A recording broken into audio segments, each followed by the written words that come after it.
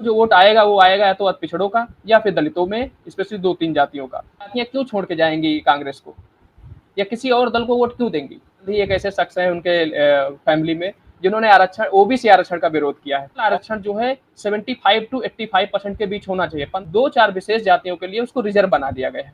तो वो कैप हटना चाहिए। कितने पिछड़ों को, कितने महादलितों को, कितने दलितों को, कितने पिछड़ों को पार्टी स्ट्रक्चर में उन्होंने जगह दिया। ये कर रहे हैं राहुल गांधी, पार्टी में तो जगह नहीं दे रहे हैं।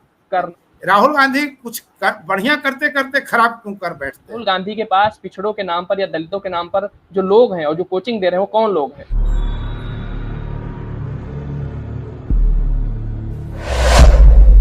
नमस्कार, मैं उपेंद्र कश्यप और आप देख रहे हैं फोर्थ व्यूज।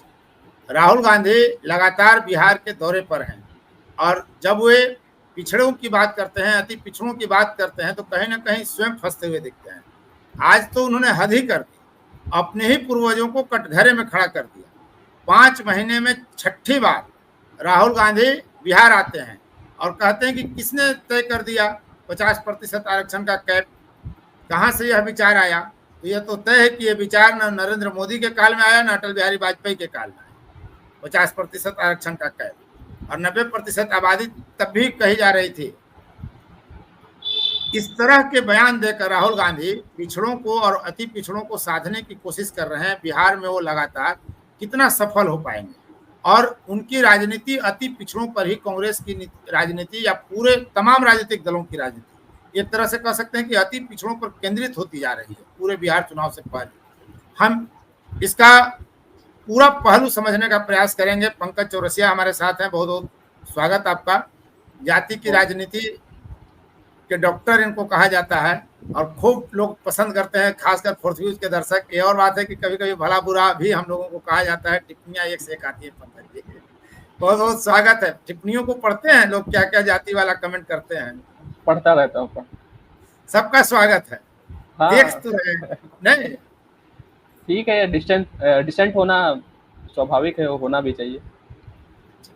तो राहुल गांधी 5 महीने में 6ठी बार बिहार आए और वो भी नीतीश के गढ़ में ओबीसी और ईबीसी सम्मेलन कर रहे हैं। इसकी वजह क्या है? क्या संदेश वो देना चाह रहे हैं?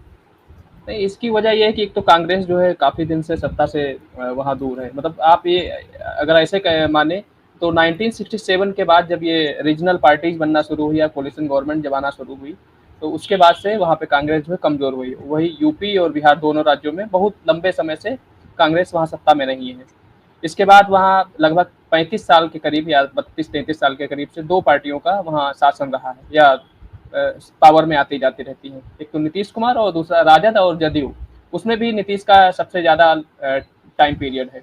तो इसके बाद जो 2021 का जो कास्ट 2023 का जो कास्ट सर्वे हुआ, उसके बाद से स्थितियां बिल्कुल धीरे धीरे बदलती जा रही हैं और जातिगत जनगणना एक बड़ा मुद्दा है। लेकिन बिहार में एक कास्ट बेस्ड सर्वे हो चुका है, तो उसमें एक सबसे बड़ी जो आबादी है वो 36 या 37, अगर उसको सही से देखा जाए तो 40% से ज़्यादा आबादी जो है वहाँ पिछड़ों की है। क्योंकि डेटा सही नहीं है, इसके बावजूद हम मान लेते हैं कि जो आबादी है उससे वो 40 से ज़्यादा है। तो एक बड़ा वोट बैंक 40% में मुस्लिम जो धर्मावलंबी अति पिछड़ी मानी जाती है जातियां, वो भी हैं क्या समय? जी जी जी जी, बिल्कुल सारी जातियां मिला के जो अक्रॉस द रिलीजन, वो सब मिला के 40% से ऊपर है। तो अभी वहाँ जो सबसे बड़ा वोट बैंक है वो पिछड़ा वोट बैंक नीतीश कुमार का भी है। फिर महिला जो वोटर है वो भी नीतीश कुमार का है।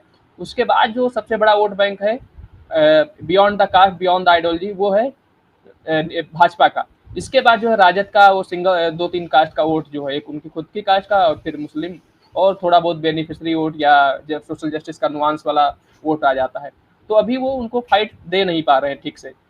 अब इसमें क्योंकि लंबे समय से नीतीश कुमार की सरकार है और नीतीश कुमार का डाउनफॉल भी शुरू है, उनका जो स्थिति है आप देख ही रहे हैं।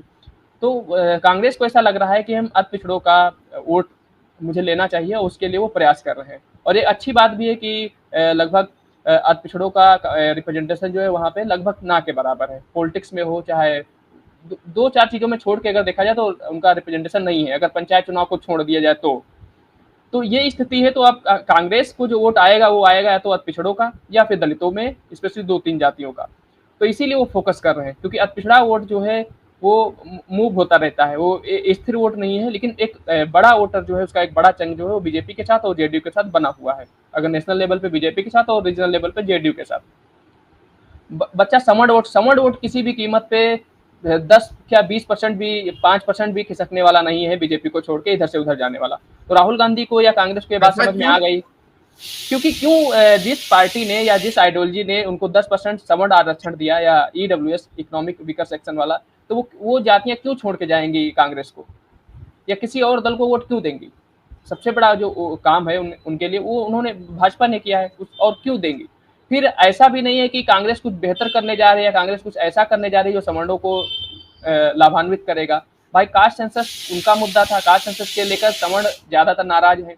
तो अब बीजेपी भी करवा दी, तो बीजेपी और ब्राह्मणों के पास या सवर्णों के पास अब कोई ऑप्शन बचा नहीं है। इधर कुआं है उधर खाई है, अब जाएं तो कहाँ जाएं? तो इससे अच्छा है कि वो बीजेपी के साथ बने रहेंगे। और बचा जो अति पिछड़ा वोट है वो खिसकेगा, उसमें 2-4 कास्ट जो है वो धीरे धीरे अपने आप को यूनाइट कर रही है, रैलीज कर रही है, और उनके अंदर पॉलिटिकल इंस्पिरेशन भी आ रहा है धीरे धीरे, तो वो टिकट की डिमांड कर रहे हैं और राहुल गांधी उन्हीं को साधने की कोशिश कर रहे हैं। उसमें सबसे बड़ा जो वोट बैंक है वो आप प्रजापति ले लीजिए, नाई ले लीजिए, और वहाँ के ये चंद्रवंशी हैं, ये जो वोटर है ये इनके साथ कांग्रेस का जाने वाला है। एक बात, राहुल गांधी जब यहाँ पहुंचते हैं तो अति पिछड़ों की बात करते हैं और कहते हैं कि आरक्षण, यह आइडिया कहाँ से आया कि आरक्षण केवल 50% होगा, जबकि आपकी आबादी 90% है। राहुल गांधी कह रहे हैं कि ये सोच कहाँ से आई कि देश में सिर्फ 50% आरक्षण हो सकता है, आपकी आबादी तो 90% है और दीवार बना रहे हैं ये 50% का। तो सवाल तो ये उठता है ना कि ये 50% का कॉन्सेप्ट और 90 और 10 की लड़ाई तो आजादी के समय से ही रही है। तो ये जो कॉन्सेप्ट आया कहीं ना कहीं तो वो अपने पूर्वजों को ही घेर रहे हैं, इसके लिए तो नेहरू जिम्मेदार होंगे। फिर नहीं, बिल्कुल बात सही है। जिम्मेदार होंगे। हाँ, राजीव गांधी से शुरू होता है, क्योंकि राजीव गांधी एक ऐसे शख्स हैं उनके फैमिली में जिन्होंने आरक्षण, ओबीसी आरक्षण का विरोध किया है और बहुत लंबा चौड़ा भाषण उन्होंने संसद के अंदर दिया है ओबीसी आरक्षण के खिलाफ। तो नेहरू को इसमें इसलिए नहीं घसीटा कि उस समय मतलब एक स्ट्रगल चल रहा था, कमीशन बन रहा था, उनके समय में कमीशन भी बन गया था, उसकी रिपोर्ट भी आ गई थी, और इसके बाद दूसरा कमीशन बना उनकी मौत के बाद, तो उसकी रिपोर्ट लागू हुई। उस समय राजीव गांधी इसमें सबसे बड़े दोषी हैं। लेकिन बात है 50% आरक्षण की, तो शेड्यूल कास्ट और शेड्यूल ट्राइब का आरक्षण पहले से आ गया था, ओबीसी का रिजर्वेशन बचा था। जब ओबीसी का रिजर्वेशन लागू हुआ तो उसमें क्रीमी लेयर लागू किया गया और उसकी सीलिंग को या 50% के लिमिट को 50% लिमिट उसको रख दी गई। ये सुप्रीम कोर्ट के द्वारा हुआ, इंदिरा साहनी और बालाजी जो कमीशन जजमेंट है उसके थ्रू। लेकिन ये सुप्रीम कोर्ट के थ्रू है, ऐसा नहीं कि इस रूल को चेंज नहीं किया जा सकता। भाई 60% रिजर्वेशन तो अब हो गया ना टोटल, 10% आरक्षण जो आया वो इंदिरा साहनी के जजमेंट को ओवर रूल करता है या उसको ब्रेक करता है, तो अब तो 60% आरक्षण है। अब अगर इस कैपिंग को तोड़ दिया जाए, क्योंकि मैं मानता हूं कि टोटल आरक्षण जो है 75 to 85% के बीच होना चाहिए। 15% आरक्षण जो है या 15% जो जगह है वो ओपन छोड़ दी जाए, जिसमें सारे कास्ट कम्युनिटी के लोग जो हैं वो आ पाए, क्योंकि 10% आरक्षण जो सवर्ण की आबादी है वो 10 से 15% के बीच में, उनको 10% ईडब्ल्यूएस रिजर्वेशन मिल चुका है। बचा और जो 85% आरक्षण जो जगह बची है, मतलब 35%, उसको और बढ़ाया जाए और वो ओबीसी के लिए बढ़ाया जाए, क्योंकि ओबीसी का रिजर्वेशन सबसे कम है। 15% आरक्षण इसलिए छोड़ दिया जाए या 15% स्पेस इसलिए छोड़ दिया जाए, वो यूआर के लिए जो मेरिटोरियस है, ज्यादा मेरिटोरियस, उसको वहां जगह मिलनी चाहिए। और ऐसा है कि नहीं है कि वो 15% जो रिजर्वेशन हो उसमें केवल सवर्ण आए या उसमें केवल एक खास कैटेगरी के या खास लोग आए। जैसे अभी 50% जो अनरिजर्व कैटेगरी जो माना जाता है वो सबके लिए है, लेकिन उसको क्या बना दिया गया है, उसको 2-4 विशेष जातियों के लिए उसको रिजर्व बना दिया गया है। तो वो कैप हटना चाहिए, क्योंकि घोषित तौर पर। हाँ, और राहुल गांधी अगर ये बात समझ रहे हैं इतने लंबे समय के बाद, तो उसका स्वागत किया जाना चाहिए, क्योंकि बहुत सारी चीजें जो होती हैं वो कभी कभी समझ में नहीं आती, समय सिखा देता। तो राहुल गांधी को अभी समय सिखा रहा है। लेकिन राहुल गांधी पे सवाल अब ये है कि वो ये कह तो रहे हैं, लेकिन जब बिहार में चुनाव होगा तो पिछड़ों को टिकट कितना देंगे, सवाल ये है।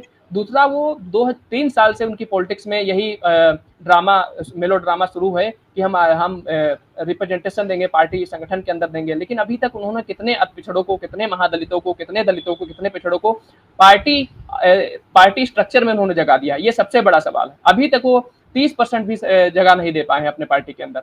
जो की पोस्ट है, जो डिसीजन मेकिंग है, वो अभी भी या तो राहुल गांधी है या अपर कास्ट जो लॉबी है वो है। अभी भी दलित या ओबीसी उसमें डिसीजन मेकिंग पावर में नहीं है। राहुल गांधी जो कहते हैं उसके कई अर्थ निकलता है और कभी कभी लगता है कि खुद राहुल गांधी फंस रहे हैं। उन्होंने दावा ये भी किया है कि 50% का दीवार हम तोड़ेंगे, जैसे कर्नाटक तेलंगाना में हमने किया है, और हमारी सरकार जहां जहां भी बनेगी हम इस दीवार को तोड़ देंगे। क्या ये संभव है और तोड़ रहे हैं? क्या कर रहे हैं राहुल गांधी? पार्टी में तो जगह नहीं दे रहे हैं। कर्नाटका में जो किया है, कर्नाटका में तो अपर कास्ट की आबादी कम है, या नॉर्थ इंडिया से जितने साउथ स्टेट्स हैं वहाँ पे अपर कास्ट की आबादी कम है, सबसे कम है, तो वहाँ इस तरह का कॉन्फ्लिक्ट है नहीं। और दूसरा, वहाँ के जो अपर कास्ट हैं ज्यादातर ब्राह्मण, वो माइग्रेट करके या तो दिल्ली में है या बड़े बड़े शहरों में है, या फिर वो फॉरेन चले गए, यहाँ नहीं है। दूसरा, नॉर्थ इंडिया में सबसे ज्यादा अगर कहीं ब्राह्मण है तो आपको मिलेगा इस बेल्ट में, बिहार के बाद, मतलब सबसे ज्यादा तो यूपी में है, अगर इस एरिया में देखा जाए, अगर हिमाचल और ये सब छोड़ दिया जाए तो यहाँ पर मामला दूसरा है। लेकिन जो उन्होंने 60% किया है या 65% किया है, वो वहाँ भी कोर्ट में जाके वो अटकेगा। जैसे आपके बिहार में 65% जब रिजर्वेशन किया गया तो कोर्ट से मामला अटक गया, वही वो जो जजमेंट है उसी के वजह से।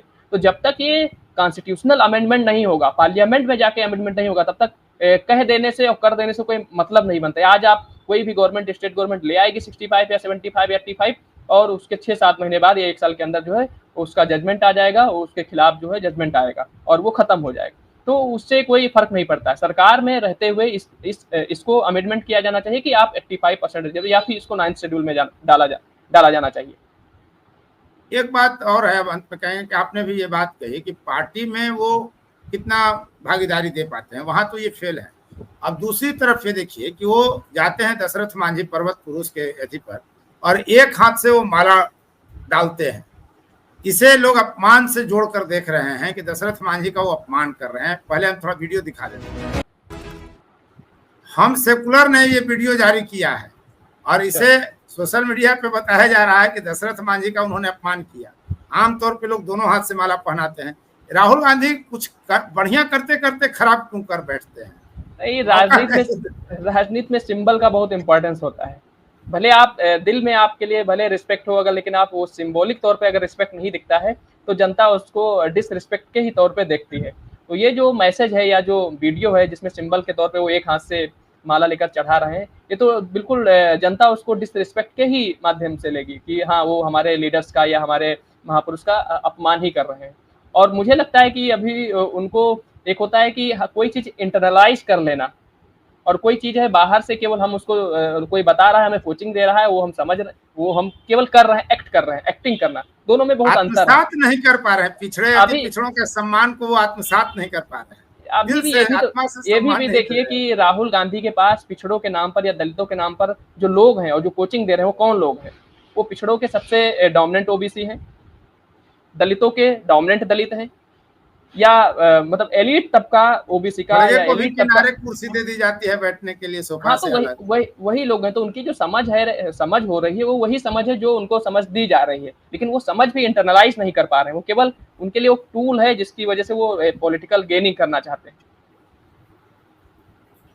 चलिए, बहुत बहुत धन्यवाद पंकज भाई, आप पूरी बात समझा देते हैं दर्शकों को, बहुत सरलता से हम लोग बात करते हैं और दर्शक काफी इसको देख भी रहे हैं। और टिप्पणियां तो भाई स्वीकार करनी होंगी, चाहे अनुकूल हो या प्रतिकूल हो, इसीलिए हमने टिप्पणियों के प्रसारण पर रोक नहीं लगाया है। टिप्पणियों को हम हमेशा स्वीकार करते हैं। हम लोग स्वीकार करते रहेंगे। असली लोकतांत्रिक हम ही लोग हैं। बाकी लोगों को लोकतंत्र बचाने की दुआएं देने दीजिए। बहुत बहुत धन्यवाद। ओके। फोर्थ व्यूज, चौथा विचार, बाकी